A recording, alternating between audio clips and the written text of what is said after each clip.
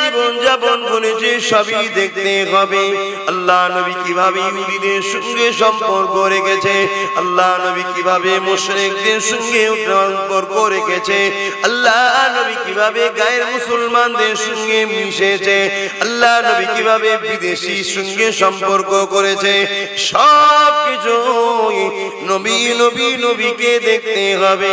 কেননা সৃষ্টিকর্তা মনুষ্য জাতির কল্যাণের জন্য লাকাদ কানা লাকুম ফি রাসূলিল্লাহি উসওয়াতুন হাসানা, আমার নবীকে আল্লাহ উত্তম মডেল করেছে। আমার নবী ছাড়া অন্য কোনো ভাবে যদি তোমরা সম্পর্ক করো, জীবন যাপন করো, সংসার করো, কারবার করো, নামাজ পড়ো, রোজা রাখো, কোনোটা তোমাদের জন্য লাভ হতে পারে না। আর আমার নবীর অনুসরণ করে যেটাই করবে, যতটুকুই হোক না কেন, সামান্যটাও আল্লাহ দরবারে এবং দুনিয়াবি জীবনে উভয়টাই লাভ হবে। এই যুবকেরা আব্বারা, এমনকি তুমি যদি রাজনীতি করতে চাও, তুমি যদি দেশকে চালাতে চাও, দেশের লিডার হতে চাও, দেশের মন্ত্রী হতে চাও, দেশের বাদশা হতে চাও, দেশের ইমাম হতে চাও, তাহলেও তোমাকে দেশ কিভাবে চালাতে হবে, জনগণের প্রতিনিধি কিভাবে করতে হবে, এটাও আমার নবীকে দেখে শিখতে হবে। আমার নবী যেভাবে বলেছে ওইভাবে যারা জনপ্রতিনিধিত্ব করবে, আল্লাহ নবী তাদের জন্য রেখেছে দুটো খবর।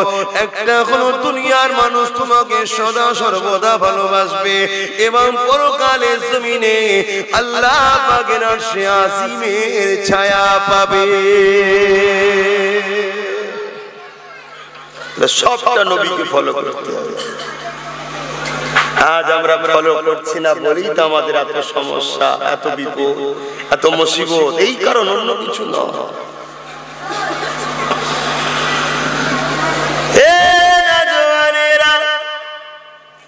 আব্বাস সিদ্দিকীকেও যদি আপনারা মানেন, ভালোবাসেন, কিভাবে ভালোবাসতে হবে, কিভাবে অনুসরণ করতে হবে, কেন ভালোবাসতে হবে, এই বিষয়টাও নবী থেকে শিখতে হবে।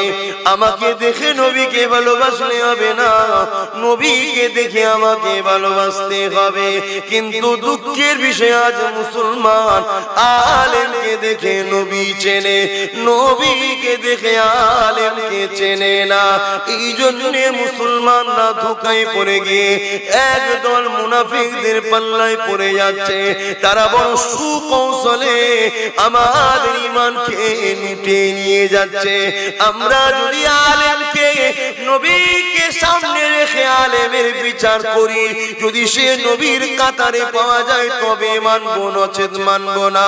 তাহলে জমিনের উপরে কোনো আলেম, কোনো পীর, কোনো মুফতি আমাদের ঈমানকে কখনো লুটতে পারত না। ঠিক না বেটি?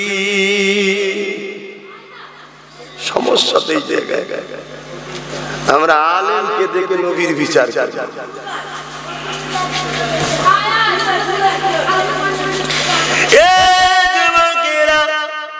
আসেন, ফিরে আসেন আল্লাহর দিকে, আসেন, ফিরে আসেন নবীর দিকে।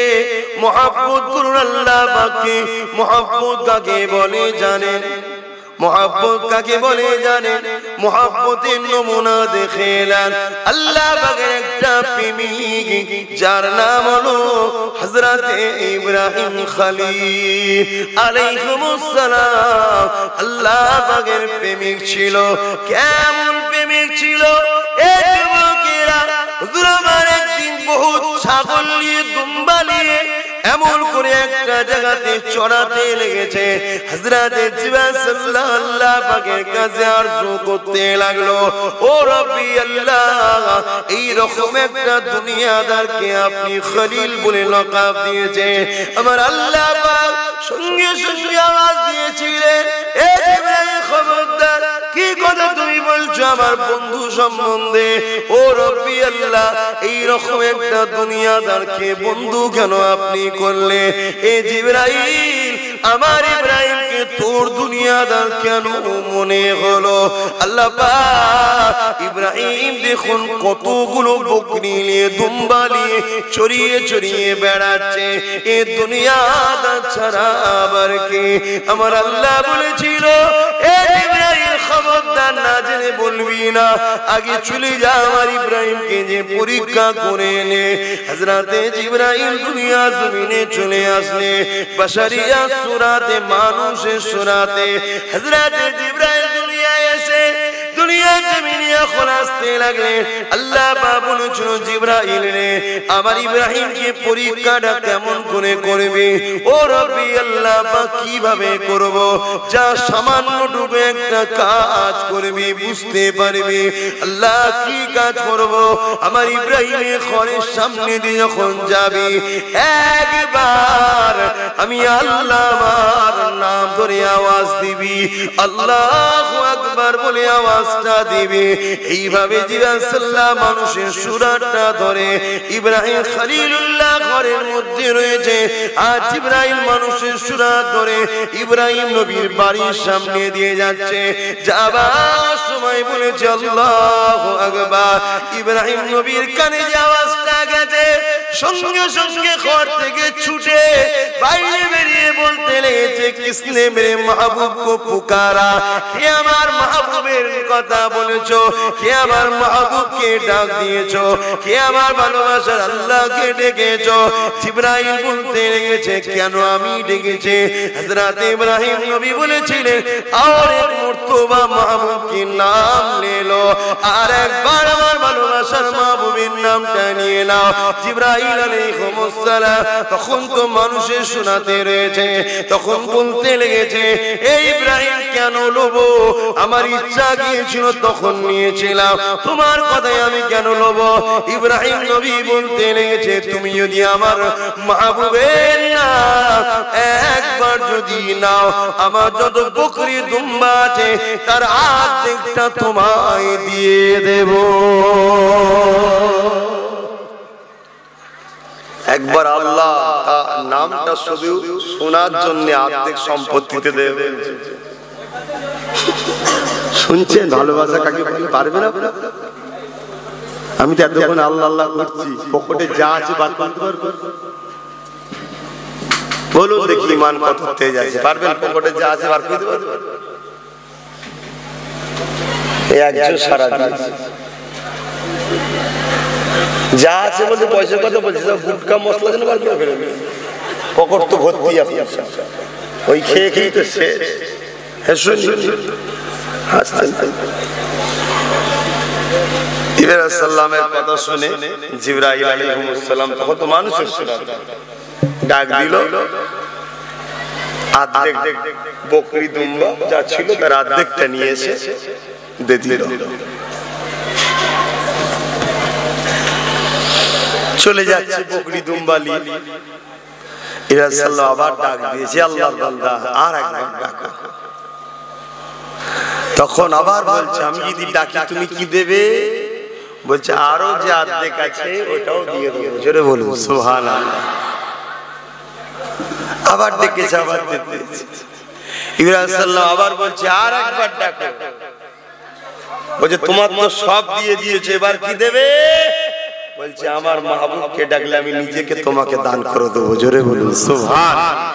আরো জোরে বলে। তোমাদের মোবাইল করে দিতে পারবে? কি গো, এতক্ষণ তো আল্লাহর নাম ডাকছি, দেবেন মোবাইল? এই ক্যামেরাওয়ালা দিবি?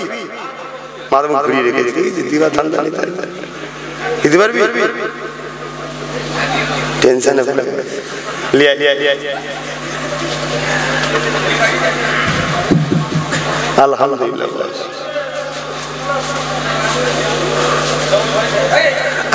সুরাতে সকলের লেবাস সব চেনা যায় না, ওর লেবাস খারাপ হতে পারে, ওর জেদটা কিন্তু ভালো আছে। আরে মুসলমান ছেলে মেয়েরা, তরুণেরা, বাপেরা, এ জওয়ানেরা, দুনিয়া ছেড়ে সবাইকে চলে যেতে হবে। কিছুই সাথে যাবে না, যাবে শুধু ঈমানদারদের সাথে আমল। বেঈমান যদি হয়ে যায় আমলও নাই, কিছুই না।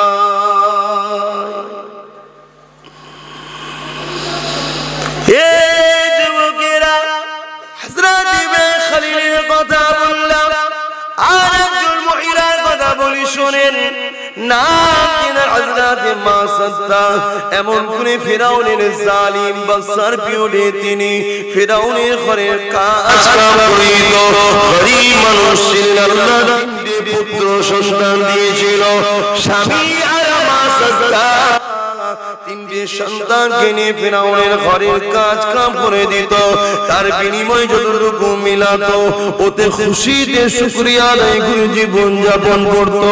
মুসা কালিমুল্লাহকে নবী বলে, আল্লাহকে আল্লাহ বলে ঈমান নিয়ে এসেছিল। ফিরাউন ঘোষণা করে দিয়েছিল, আমাকে যদি কেউ খোদা বলে না মানে তাকে কতল করে দেওয়া হবে। ভারতের মিডিয়া খুলে এরকম বলেনি, অমিশা খুলে এরকম বলেনি। এতেই মুসলমান যদি খাবরে যাও, কাল যদি বলে ফেলে তোমাদের কি দুর্দশা হবে। ঈমান বাঁচানো বড় মুশকিল তোমাদের জন্য হয়ে যাবে। যে মুসলমান জানকে ভালোবেসে পিছু হেঁটে যায়, ও মুসলমান কখনো ইতিহাস করতে পারবে না। যে মুসলমান জানকে দিবার জন্য এগিয়ে যায়, ওই মুসলমানই পৃথিবীতে ইতিহাস তৈরি করেছে। আমরা পালানো মুসলমান, আমরা পালানো মুসলমান। কথা কি কষ্ট দিচ্ছে নাকি? হাকিকাত, হাকিকাত। মা বোন বাপ ভাই বেউজ্জতি হচ্ছে, মসজিদ কোরআন বেউজ্জতি হচ্ছে, দেশ বেউজ্জতি হচ্ছে। হিন্দু দলিত যে ধর্মেরই হোক, আল্লাহর গরিব বান্দাগুলো বেউজ্জতি হচ্ছে আল্লাহর সৃষ্টি। এখান তো মুসলমানই পারবে ইনকিলাব আনতে। ইতিহাসের পাতা বলছে, যুগে যুগে যখনই জালিমরা তাদের জুলুমের সাম্রাজ্যকে কায়েম করতে চেয়েছে, সেই জুলুমের সাম্রাজ্যকে ভেঙে চুরমার করেছে আল্লাহ প্রেমিকরাই করেছে। আর আজকে যারা আল্লাহর পক্ষে দাবিদার তারাই তো পালাচ্ছে, তাহলে এই জুলুমটা মিটাবে কে? তাই তো ভাইরাস আসছে। পালিয়ে কোথায় যাবে? পালিয়ে বাঁচা যাওয়া সম্ভব নয়, পালিয়ে বাঁচা সম্ভব নয়। আর মুসলমানের এই দুর্দশার জন্য কারণ হলো মুনাফিক মুসলমান। তোমাদের মেন পার্টসটাকে নষ্ট করে দিয়েছে দুটো জিনিস করে। এক নবীর থেকে দূরে সরিয়ে, ওলিদের থেকে দূরে সরিয়ে, আর একটা হলো তোমাদের ঘরে ভালোবাসায় খাইয়েছে ফিরি ফিরি। এই খাওয়ানোর মধ্যে গলত ছিল। কথা বুঝছো না?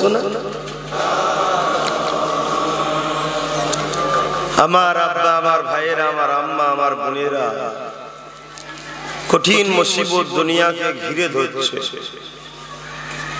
একদিকে যেমন একদল সন্ত্রাসরা দেশের মধ্যে আগুন লাগিয়ে দিচ্ছে, পৃথিবীতে অশান্তি লাগাচ্ছে। অসহায় মানুষের বদদোয়ার প্রতিফলে আজ বিভিন্ন ভাইরাসও আল্লাহ পৃথিবীর উপরে চাপিয়ে দিয়েছে।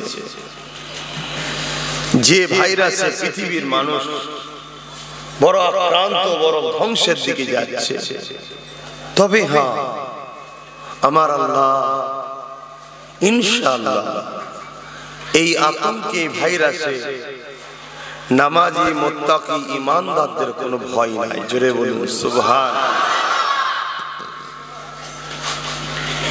কেন নামাজি মুত্তাকি ঈমানদার দিগকে কাফের আর মুনাফিকরা ঠকাচ্ছে বা মারছে? ঠিক না? আমরা নামাজি মুসল্লি মুত্তাকি আল্লাহ প্রেমিক নবী প্রেমিক, আমরা তো কাউকে মারতে পারছি না। না আছে আমাদের হাতে বোম, না আছে আমাদের হাতে তরোয়াল, না আছে আমাদের হাতে কোনো কিছু। কাফের আর মুনাফিক মিলে রাজ শক্তি দিয়ে সর্বদিক দিয়ে আমাদেরকে ফাঁসাচ্ছে আর মারছে। তাই আমার আল্লাহ আমাদের পক্ষ থেকে প্রতিশোধ নিচ্ছে। বলুন আলহামদুলিল্লাহ। সেই করোনা ভাইরাস পৃথিবী জুড়ে আছে। আস্তে আস্তে পৃথিবীতে আরো বিশাল আকার নিচ্ছে। চীনে যা ভয়ঙ্কর হচ্ছে তার থেকে বেশি আরো ভয়ঙ্কর রূপ নিয়ে পৃথিবীর দিকে এগিয়ে আসছে অন্য অন্য দেশে। আমার ভারতে এ থেকে রেহাই পাচ্ছে না। আমি অত্যন্ত খুশি, কেন এই ভারতে বহুত অত্যাচার শুরু হয়েছে, জালিমদের ধ্বংস হওয়ার সময় এসেছে। অতএব জালিমদের উপরে যখন আল্লাহর লানত হয়, গজব হয়, তার জন্য মন খারাপ করার কিছু নাই। তবে এই বিপদ থেকে যদি আপনারা উদ্ধার হতে চান, সর্বপ্রথম কাজ হলো এখান থেকে সবকিছুর থেকে বেশি আল্লাহ আল্লাহ রাসূলকে ভালোবাসা। জোরে বলুন সুবহানাল্লাহ। আর ভালোবাসা কাকে বলে? আল্লাহকে যে ভালোবাসে তাকে ভালোবাসা, আল্লাহর সঙ্গে যে দুশ্মনী করে অর্থাৎ আল্লাহর বিরোধী যে করে তার সঙ্গে নিজেকে দুশ্মনী রাখা, একে বলা হয় প্রকৃত ভালোবাসা। দ্বিতীয় নম্বর কথা হলো আমাদের উচিত মসজিদে মুখ হওয়া, রুকু সিজদা দেওয়া। তৃতীয় নম্বর হলো এই যে আপনাদেরকে কিছুক্ষণ সময় ডাকালাম আল্লাহ আল্লাহ আল্লাহ করে, এভাবে জবানকে পবিত্র নাম আল্লাহ নামে ভিজিয়ে রাখা। বান্দা যখন একবার আল্লাহকে আল্লাহ বলে ডাকে, আমার আল্লাহ তখন বান্দার ডাকিয়ে 10 বার সাড়া দেয়। জোরে বলুন সুবহানাল্লাহ। কিন্তু সুখের দিনও ডেকে রাখতে হবে, তাহলে মুসিবতের দিনে ডাকলে সঙ্গে সঙ্গে সাড়াটা পেয়ে যাবে। সুখের দিনে ডাকবেন না, বিপদের দিনে ডাকবেন, হবে না। তবে একেবারে না হবে এটাও বলার অধিকার আমার নাই, কেন আমার আল্লাহ আপনাদেরকে আমাকে বান্দাকে ভালোবাসে। জোরে বলুন সুবহানাল্লাহ। 1 ঘন্টায় জলসা হয় না, কিন্তু আপনারাও তো না শোনালো যাবেন, যখন একটু হাজির দিয়ে যাবে। তা আমি যতটুকু পারি। আল্লাহ নবী বলছেন, যখন কেউ একবার আল্লাহ বলে ডাকে, তখন আমার আল্লাহ ওই বান্দা বান্দির আমলনামায় 40টা নেকি দেয়। জোরে বলুন সুবহানাল্লাহ। পৃথিবীর বুকে কত সুন্দর একটা নাম, যে নামটা একবার ডাকলে 40টা নেকি পাওয়া যায়, তো কষ্ট হয় না ডাকতে। এতক্ষণ ডাকলেন, কার কার কষ্ট হলো? এই যে তখন আল্লাহ আল্লাহ বলে ডাকলেন, কার কার কষ্ট হয়েছে? কারো কষ্ট হয়েছে কি? আপনারা বুবা না হাবা কোনটা? তাহলে আল্লাহ জবানে কথা দিয়েছে, মুখ খুলে বলুন কারো কষ্ট হয়েছে। অথচ কিন্তু আমরা কম করে হলো 100-150 বার ডেকে ফেলেছি। 100 বার যদি ডাকি, একবারে যদি 40 হয়, তাহলে 400 বার আল্লাহ পাক আমাদেরকে 4000 বার নেকি দিয়েছে। জোরে বলুন সুবহানাল্লাহ। ভেবে দেখুন আমার আল্লাহ কত দয়ালু। আহা, আল্লাহ নবী জানায়, আমার উম্মতিরা, তোমরা তোমাদের প্রভুকে খালিককে আল্লাহকে ভুলে দেখো না। তিনি তোমাদেরকে এত সুন্দর করে বানালেন, এত ভালোবাসেন, যতই তোমরা অন্যায় করো না কেন, যদি একবার চোখের পানি ফেলে দিয়ে তার কাছে মাথাটা নত করে দিয়ে যদি বলো আল্লাহ ভুল করে ফেলেছি, মাফ করে দেন, আল্লাহ নবী জানিয়ে দিলেন এই পৃথিবী পরিমাণও যদি গুনাহ করে ফেলে, আমার আল্লাহ তাকে মাফ করে দেন।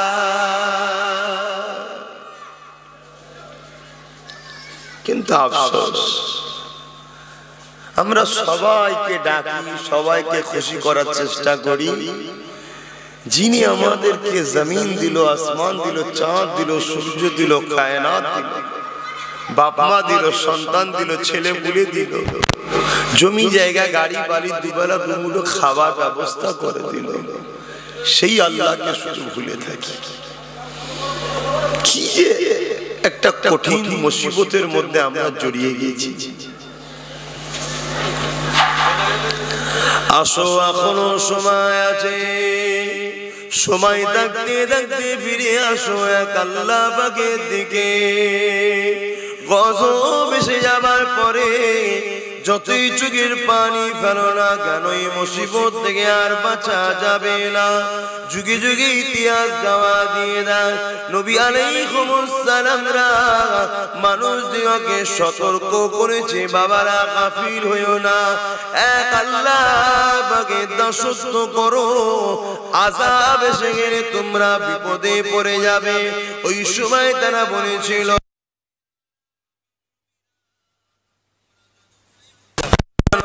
আমরা কখনো তোমার কথা মানতে রাজি নয়। আমরা দুনিয়াতে হই হই করব, যখন গজব আসবে তখন আমরা ঠিক সময় হলে শুধরে যাব। কি গো, শুধরাতে পেরেছিল কওমে লূত, আদ জাতি, সামুদ জাতি, হযরতে নবী নূহ আলাইহিস সালাম তিনার ছেলে শুধরাতে পেরেছিল? সময় আসার আগে পরিবর্তন হয়ে যায়। কেন সময় যখন এসে যাবে, সুই যখন টিপে দেওয়া হবে বিপদের ঘন্টা, তখন আর চোখের পানি, তখন চোখ থেকে রক্ত বাহির হবে, তথাপিও কাজে লাগবে না। আবার এটাও মনে রাখবেন, আল্লাহ বিভিন্ন দিক দিয়ে বিভিন্ন মানুষকে পরীক্ষা করেন। আমার আল্লাহ কোরআন পাকের মধ্যে জানিয়ে দিলেন, আমার বান্দা বান্দিরে গে আমি আল্লাহ কখনো ভয় দিয়ে, কখনো অর্থকে নষ্ট করে, ফলমূলকে নষ্ট করে আমি আল্লাহ বিভিন্ন মুসিবত দিয়ে দুনিয়ার মানুষকে আবার কখনো পরীক্ষা করে থাকি। আমার বান্দা বান্দিরে আমি আল্লাহকে যারা ভালোবাসে বলে আমি আল্লাহ তাদেরকে একটু পরীক্ষা নেব না, নেব না। আল্লাহ তো অবশ্যই নেবে। আমার প্রেমিক কেমন হবে, দুনিয়া তো তার নমুনা দেখবে। আমার প্রেমিক ছিল হযরতে হাসিরা, আমার প্রেমিক ছিল হযরতে সুকাইনা।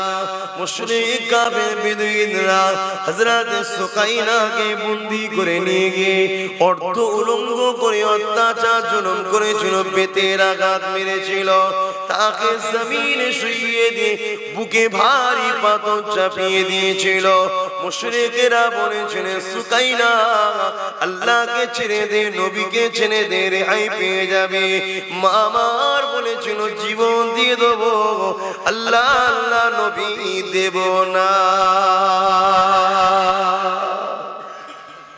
সেই পরীক্ষা নিয়েছিল, আজও তার আলোচনা চলছে। এটা পরীক্ষা খোদা দুনিয়াকে দেখিয়ে দিয়েছে আমার প্রেমিকা এরকমই হয়। তোরা যত প্রেমিক বলছিস সব চিটিংবাজ। আমার প্রেমিক কাকে বল, দেখ তোদের এক বেলা খাওয়া না হলে তোরা চুরি করার ধান্দায় ঘুরে বেড়াস। আর আমার প্রেমিকরা ফাতেমা জাহরা চিনিস, 3 দিন খাইনে হাসান হোসেন বাচ্চাকে নিয়ে, আলীকে নিয়ে, তথাপিও আমার প্রেমিক নামাজের মুসাল্লা বিছিয়ে বলেছে, আল্লাহ ফাতেমাকে যে হালে রেখেছো, ফাতেমা তোমার উপর খুশি আছে। জোরে বলুন সুবহানাল্লাহ। আর আমাদের একটু কিছু হলে আল্লাহ দেখতে পাইনি, আমাকে যত বালা মুসিবত দিচ্ছে বলা শুরু হল। এগুলো মহব্বত বলে না, চিটিংবাজি বলে। তাই আল্লাহর কাছে দোয়া চাইতে হয়, আল্লাহ যত খুশি পরীক্ষা নাও, শুধু তোমার কাছে সাহায্য চাই, সবরটা দিও। কারণ তোমার পরীক্ষায় পাস করা খুব মুশকিল। সামান্য মাধ্যমিকে ফেল হয়ে যাচ্ছি মানুষের লিয়া পরীক্ষায়, তোমার পরীক্ষায় পাস করা কি সম্ভব? তুমি যদি সবর দাও ইনশাআল্লাহ পাস করতে পারবো, ঠিক না? তাদেরকে আল্লাহ শপথ দিয়েছিল, তাই দোয়া চাইতে হয়, আল্লাহ ধৈর্য শপথ দাও। হযরতে বেলালের কথা আমরা জানি, কি অত্যাচার কি জুলুমটা হয়েছিল বেলাল হুজুরের উপরে। এ নওজওয়ানেরা, আর একটা মহিলার কথা বলি শোনেন। আল্লাহর জমিনে নারীরা বড় কমজোরি হয়। যতই প্লেন চালাক না কেন, যতই বাংলার মুখ্যমন্ত্রী হোক না কেন, যত পৃথিবীর বড় বড় পদে থাকুক না কেন, তুলনামূলক পুরুষদের থেকে নারীরা বড় অসহায় হয়, নারীরা বড় কমজোর হয়। আল্লাহ তো পুরুষ দিওকে নারীদের জন্য বডিগার্ড করেছে, ঠিক না বেঠে? ভাই বোনের বডিগার্ড, স্ত্রীর বডিগার্ড স্বামী, কি মায়েদের গার্ড দেবে বাচ্চারা। ছেলেদের ঘরে বডিগার্ড লাগে নাকি? ছেলেরা হলো ফুটপাতের পাথর আর মেয়েরা হলো হিরে, অস্বীকার করলে হবে না। ফুটপাতের পাথর রাত্রির 12টায় রাস্তায় পড়ে থাকলেও কিছু হয় না, আর হিরে যদি সন্ধ্যার পরে কেউ দেখতে পায় একা রয়েছে, অমনি চুরি করার ধান্দা করবে, ঠিক না বেটি? তাই হিরেকে যত্ন করে রাখতে হয়, আর ফুটপাতের পাথরকে যত্ন করতে হয় না, কারণ দাম নেই। তাহলে আল্লাহ নারীদেরকে কত দামি করেছে, কিন্তু কপাল ফাটা মেয়ে আজকাল সব। দুনিয়া ওদেরকে কম দিচ্ছে, ওরা সব সময় ছোট ছোট কাপড় পরছে, যত বলছে ভালো লাগছে তত কাপড় খুলে দিচ্ছে, বেইজ্জতি হচ্ছে, কি অশান্তির মধ্যে জড়াচ্ছে। আল্লাহ হিরে করেছে, হিরের জায়গায় রাখো। মা হয়ে আনারই সাজলে হবে না, মা মায়ের মতো থাকতে হবে, ঠিক না বেটি? আর আমাদেরও দোষ আছে, আমরাও ঠিকভাবে ছোটবেলা থেকে মানুষ করতে পারি না। বেটা ছেলে হলে একদম হাজি ড্রেস পরে বেল্ট ফেল পরিয়ে জামা পরিয়ে বেটা ছেলেকে ঢেকে রেখেছে, আর মেয়ে ছেলে হলে ছোট ছোট কাপড় পরিয়ে দিচ্ছে। ওই যে ছোটবেলা থেকে অভ্যাস হচ্ছে, আস্তে আস্তে আস্তে আস্তে বড় হচ্ছে, সেই অভ্যাসটা রয়ে যায়, চা ঢাকতে গেলে হয়। এই যুবকেরা, এখনো সময় আছে, আল্লাহ দিকে ফিরে আসো, এখনো সময় আছে, আমার নবী পাকের দিকে ফিরে আসো। জীবনে প্রতিটা চলার পথে আমার রাসূলুল্লাহকে অনুসরণ করো। কারবার করবে দেখো আমার নবী কিভাবে করতে বলেছে, হজ করবে আমার নবী কিভাবে করেছে, রোজা রাখবে আমার নবী কিভাবে রেখেছে, যাকাত দেবে আমার নবী কিভাবে দিতে বলেছে, নামাজ পড়বে আমার নবী কিভাবে পড়েছে, সংসার জীবন করবে আমার নবী আয়েশার সাথে কেমন ভাবে জীবন যাপন করেছে।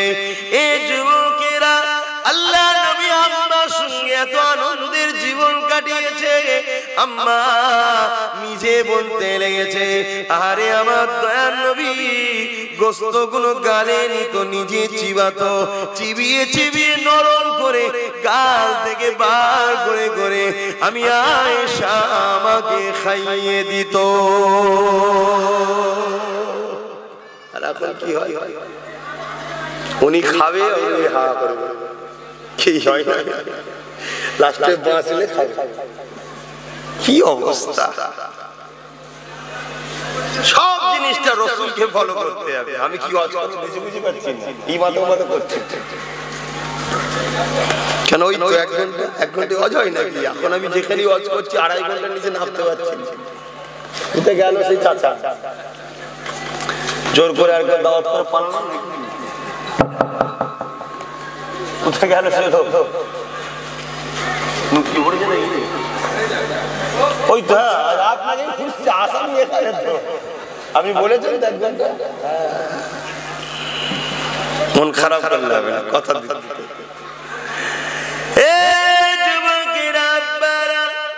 আল্লাহ নবী কিভাবে দুনিয়া জীবন যাপন যাপন করেছে সবই দেখতে হবে। আল্লাহ নবী কিভাবে ইহুদিদের সঙ্গে সম্পর্ক রেখেছে, আল্লাহ নবী কিভাবে মুশরিকদের সঙ্গে সম্পর্ক রেখেছে, আল্লাহ নবী কিভাবে গায়ের মুসলমানদের সঙ্গে মিশেছে, আল্লাহ নবী কিভাবে বিদেশির সঙ্গে সম্পর্ক করেছে, সব কিছু নবী নবী নবীকে দেখতে হবে। কেননা সৃষ্টিকর্তা মানুষ জাতির কল্যাণের জন্য লাকাদ কানা লাকুম ফি রাসূলিল্লাহি উসওয়াতুন হাসানা, আমার নবীকে আল্লাহ উত্তম মডেল করেছে। আমার নবী ছাড়া অন্য কোনো ভাবে যদি তোমরা সম্পর্ক করো, জীবন যাপন করো, সংসার করো, কারবার করো, নামাজ পড়ো, রোজা রাখো, কোনোটা তোমাদের জন্য লাভ হতে পারে না। আর আমার নবীর অনুসরণ করে যেটাই করবে, যতটুকুই হোক না কেন, সামান্যটাও আল্লাহ দরবারে এবং দুনিয়াবি জীবনে উভয়টাই লাভ হবে। এই যুবকেরা আব্বারা, এমনকি তুমি যদি রাজনীতি করতে চাও, তুমি যদি দেশকে চালাতে চাও, দেশের লিডার হতে চাও, দেশের মন্ত্রী হতে চাও, দেশের বাদশা হতে চাও, দেশের ইমাম হতে চাও, তাহলেও তোমাকে দেশ কিভাবে চালাতে হবে, জনগণের প্রতিনিধি কিভাবে করতে হবে, এটাও আমার নবীকে দেখে শিখতে হবে। আমার নবী যেভাবে বলেছে